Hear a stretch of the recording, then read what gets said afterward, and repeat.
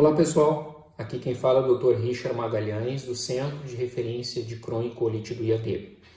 Gostaria hoje de discutir um pouquinho com os senhores algumas questões que temos recebido aqui no CRCC no que diz respeito a esta pandemia do Covid-19. A primeira questão é que se o paciente com doença intestinal inflamatória é um paciente de alto risco. Primeiro temos que entender o que é um paciente de alto risco. O paciente de alto risco é aquele que, em face de estar contaminado, ele pode ter um desfecho mais grave, certo?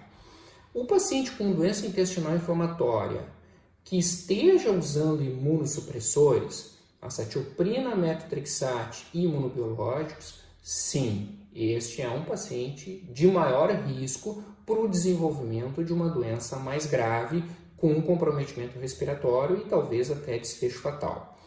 Agora, o paciente com doença intestinal inflamatória, ele não tem o maior risco de aquisição da doença. Não, isso não, desde que ele siga as medidas que têm sido amplamente divulgadas, de higiene das mãos, de utilização de máscaras, de tentar ficar em casa o máximo de tempo possível, não expondo-se a outras pessoas com potencial de contaminação.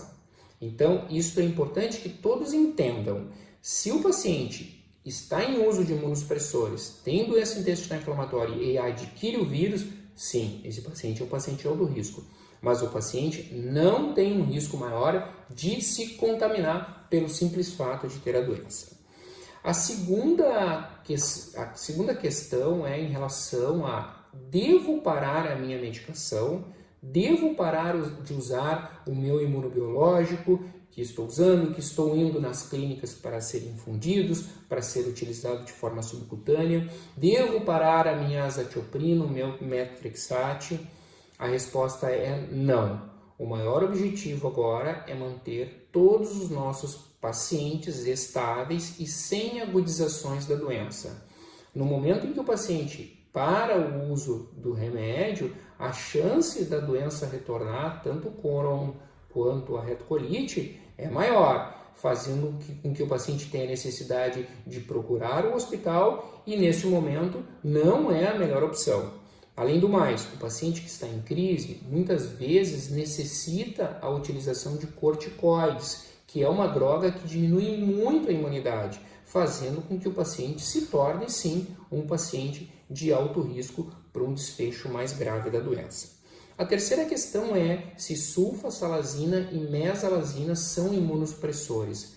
Não, mesalazina e sulfasalazina não são imunossupressores. Não diminuem a imunidade dos pacientes, e se esse paciente que adquire a doença usando estas medicações, este paciente não é um paciente de alto risco por si só. O paciente de alto risco será aquele usando imunossupressores. Ok? Muito obrigado. Por hoje é só.